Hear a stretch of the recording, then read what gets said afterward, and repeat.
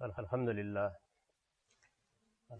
رب العالمین والصلاة والسلام علی محمد الامین واعوذ باللہ من الشیطان الرجیم بسم اللہ الرحمن الرحیم۔ یہ بات کہ مجلد کیا گیا یا نہیں کیا گیا، اس کا تعلق تاریخ سے۔ اللہ تعالیٰ نے اس کو ترتیب دے دیا، اور ترتیب دے دینے کے بعد اس قرآن مجید کو نبی صلی اللہ علیہ وسلم نے اسی ترتیب کے ساتھ لوگوں کو پڑھا دیا، اور یہ قرآن لکھا ہوا بھی موجود تھا۔ اب یہ ہے کہ اس کو باقاعدہ جلد باندھی گئی تھی یا نہیں باندھی گئی تھی، اس کا تعلق تاریخ سے۔ یعنی بیماری تو مسلمانوں میں شاذ ہی کوئی ایسی ہے جو پیدا ہوئی اور ختم ہو گئی۔ عام طور پر وہ زیادہ کرونک ہوتی چلی جاتی۔ جو بیماری بھی پیدا ہو، علمی پیدا ہو یا عملی پیدا ہو، میں نے ختم ہوتی نہیں دیکھی مسلمانوں کی تاریخ میں۔ وہ ہمیشہ زیادہ بڑھ جاتی ہے، زیادہ خراب ہو جاتی ہے، تو اس لیے یہ تو ہو گیا پیدا۔ لیکن صحابہ کرام نے اتنا غیر معمولی اہتمام کیا ہے۔ آپ یوں سمجھیے کہ صورتحال یہ ہے کہ مسلمان اپنا قرآن بالکل محفوظ کر کے منتقل کر رہے ہیں، اور اس محفوظ قرآن کے مقابل میں کوئی ایک کہتا ہے نہیں یہ یوں بھی پڑھا جا سکتا ہے، اس کو نہیں چیلنج کرتے۔ یعنی اس کو کسی نے چیلنج نہیں کیا، کسی نے کہا کہ یہ غلط ہے، نہیں یہ یوں بھی ہو سکتا ہے، یہ یوں بھی ہو سکتا ہے، یہ یوں بھی ہو سکتا ہے۔ اور وہ جتنے یوں بھی ہو سکتا ہے کہے گئے ہیں، وہ تمام کے تمام جتنے ہیں وہ کیا ہیں؟ ان میں سے کسی کو تواتر حاصل نہیں، وہ سب اخبار احاد ہیں۔ یعنی یوں سمجھ لیجئے کہ ہمارے پاس قرآن مجید کے دو نسخے ہیں اس وقت۔ ایک قرآن مجید کا وہ نسخہ ہے جو کتابی شکل میں ہمارے پاس ہے، جس کو ہم پڑھتے ہیں، جس کی ہم تلاوت کرتے ہیں، جس کے مطابق ہم اس کی شرح و تفسیر کرتے ہیں۔ ایک قرآن مجید کا وہ نسخہ ہے جو ہمارے پاس ہے۔ یہ نسخہ امت کو اجماع اور تواتر سے ملا ہے، اور ایک وہ نسخے ہیں جو اگرچہ اس طرح مرتب تو نہیں، بعض جگہوں پر مرتب بھی ہیں، جو اخبار احاد سے، اخبار احاد تو آپ سن چکے ہیں نا، اس کی تعریف کیا ہے، کسی ایک یا دو آدمیوں کی روایت سے بیان کیا جا رہا ہے۔ تو قرآن مجید کی دو اس وقت ہمارے پاس صورتیں موجود ہیں، ایک اجماع اور تواتر سے نقل ہونے والا قرآن، اور ایک اخبار احاد سے نقل ہونے والے قرآن۔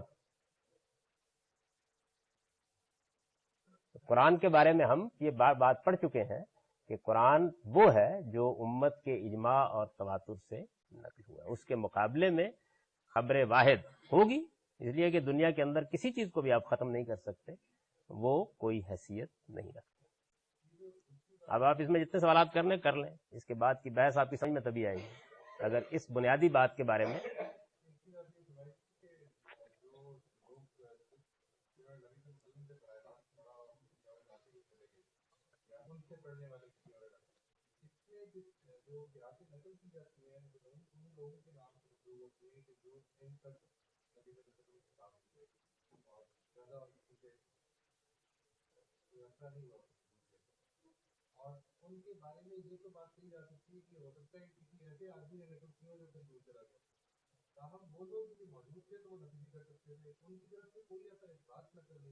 نہیں وہ کیسے کرتے؟ آج کل کے زمانے میں ایک آدمی جب 500 میل کی مسافت کے اوپر کسی جگہ کے اوپر پڑھا رہا ہے، یہ علم میں کیسے آئے گا؟ یعنی یہ زمانہ تو نہیں ہے نا۔ اس صحابہ کرام قرآن مجید کو امت میں شائع و ضائع کر رہے ہیں، 500-700 میل کے فاصلے کے اوپر، 1000-2000 میل کے فاصلے پر ایک قصبے میں ایک آدمی بیٹھا ہوا ہے، اور وہ کہتا ہے جی میں نے تو خود رسول اللہ صلی اللہ علیہ وسلم سے اسی طرح پڑھا، اور اصرار کر رہا ہے اس بات کی۔ کیا کریں گے آپ اس کا؟ کوئی علاج نہیں ہو سکتا، اس وقت بھی نہیں ہو سکتا۔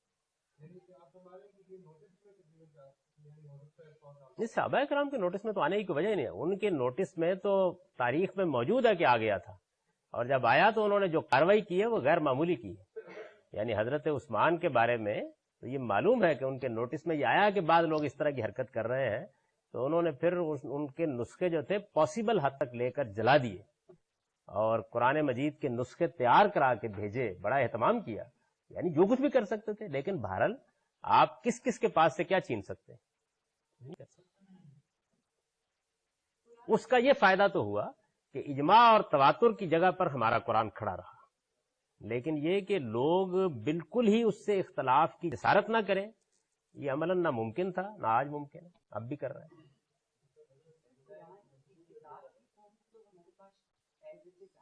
جی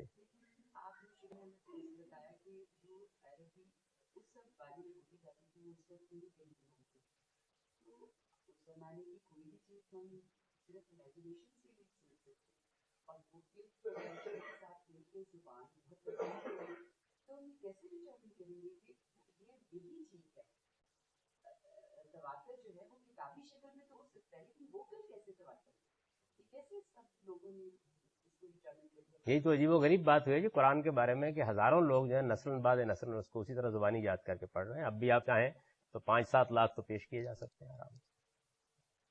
یعنی یہ چیز دنیا کی کسی اور کتاب کو حاصل کوئی تصور نہیں کرتا. آپ دیکھیں تراویح کبھی آپ دیکھیں پڑھتے ہوئے آدمی ذرا سی غلطی کرتا ہے 2 پیچھے بول پڑتے ہیں. یہ غیر معمولی معاملہ جو قرآن مجید کے ساتھ ہوا ہے کہ وہ صرف ایک کتاب کی شکل میں بالاجماع نقل نہیں ہوا بلکہ اس کو قولی تواتر حاصل ہے. یعنی ہزاروں لوگوں نے اس کو پورا کا پورا زبانی لاکھوں لوگوں تک منتقل کیا اور مسلسل کر رہے ہیں. یعنی ایک دن کے لیے نہیں رکتا یہ سلسلہ, اس وقت بھی نہیں رکتا. کبھی آپ رمضان میں لاہور کی مساجد میں جا کے دیکھیں, یعنی 10-10 لائن میں لگے ہوتے ہیں پورا سنانے کے لیے, ان کو باری نہیں مل رہی ہوتی. اس گرے پڑے زمانے میں بھی حال یہ جہاں چاہے جائیں.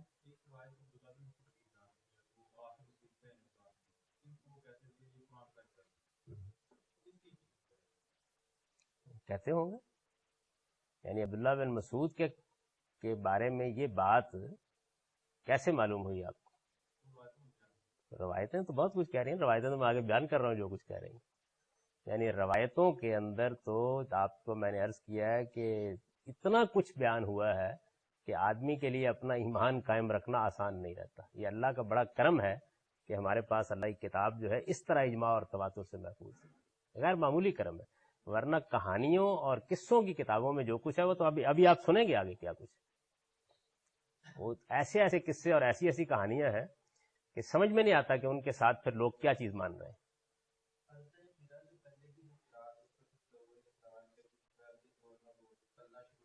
یعنی میں نے یہ 3 امکان بیان کیے. جی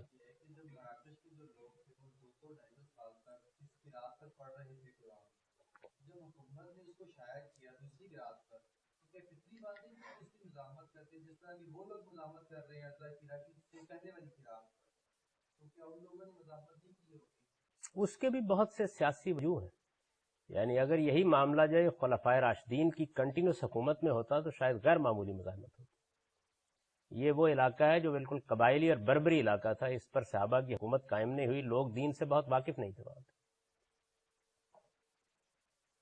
جیسے ہمارے یہاں نا قبائلی علاقے ہیں, یعنی اگر ایسا ہوتا, لیکن یہ کہ اس کی تاریخ محفوظ ہے کہ فلاں سن میں فلاں موقع کے اوپر حکومت نے اس حکم کے ساتھ یہ جاری کیا.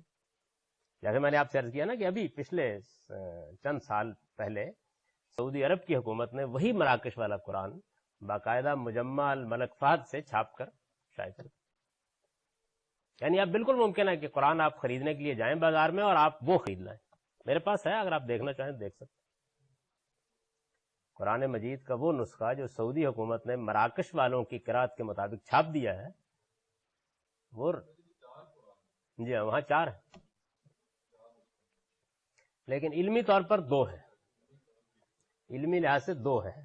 یعنی ایک اخبار احاد کی بنیاد پر بیان ہونے والا قرآن اور ایک اجماع اور تواتر سے بیان ہونے والا قرآن. تو اجماع اور تواتر سے جو قرآن بیان ہوا ہے وہ بالکل متفق علیہ ہے, اس پر کسی کو کوئی اعتراض نہیں ہے. پوری امت اس کو اسی طرح نسل بعد نسل نقل کر رہی ہے.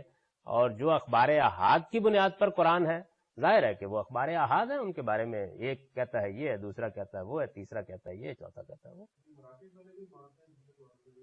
جی اس کو تو کوئی انکار کر ہی نہیں سکتا, وہ تو متفق علیہ ہے. یعنی یہ کوئی نہیں کہتا کہ یہ قرآن جو ہمارے پاس ہے یہ نہیں صحیح, وہ کہتے ہیں یہ ہمارے والا بھی صحیح. جی نہیں لکھا ہوا اس کے اوپر لکھا ہوا, لیکن وہ کون پڑھے گا؟ عربی میں لکھا ہوا ہے نا. آپ تو کھولیں گے بسم اللہ الرحمن الرحیم قرآن پڑھیں گے.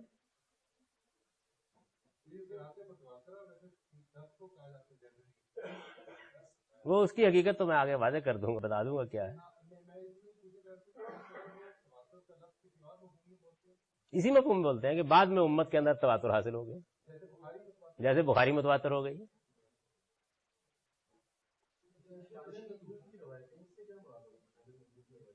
جی یعنی ایسے قصے جو بیان کیے جاتے ہیں کہ یہ قرآن کی آیت فلاں موقع پر اتری, فلاں مسئلہ پیش آیا تو اتری, ان کو شان نزول کی روایتیں. کبھی دیتے ہیں کبھی اشارہ کر دیتے ہیں.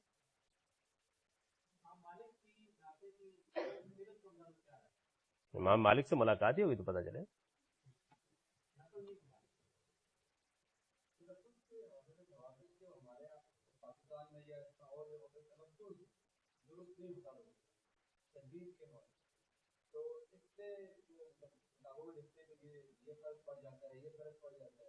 نہیں یہ تو نبی صلی اللہ علیہ وسلم نے بھی بتا دیا ہے کہ چونکہ میری امت میں بوڑھے بچے اجمی عربی سب ہوں گے، جو ظاہر ہے کہ عربی لہجے پر قدرت ضروری نہیں رکھیں، تو حضور نے بھی اللہ تعالیٰ سے یہ درخواست کی کہ اس معاملے میں مواخذہ نہ کیا جائے، اور آپ کو کہا گیا کہ ہاں ایسا ہی ہے، کوئی اس میں جتنا آپ اہتمام کر سکتے ہیں آپ کریں. لیکن اگر اس طرح کی جو لہجے کے حساب سے، ظاہر ہے کہ عربوں کا اپنا لہجہ ہے، ہر آدمی اس لہجے کی، یہ جو ہمارے یہاں قرات اور تجوید سکھائی جاتی ہے، یہ ایسے ہی ہے کہ جیسے آپ کو برٹش لہجے میں انگریزی سکھائی جائے. تو جتنی ایک کامیاب کوشش آپ کر سکیں، کافی کر لیتے ہیں لوگ، لیکن کتنی کر سکتے ہیں اتنی ہی کر سکتے ہیں، اس میں رہیں گی، اس سے کوئی فرق نہیں پڑتا. اصل چیز یہ ہے کہ آپ کی نیت اس میں کوئی خرابی پیدا کرنے کی نہیں ہونی چاہیے.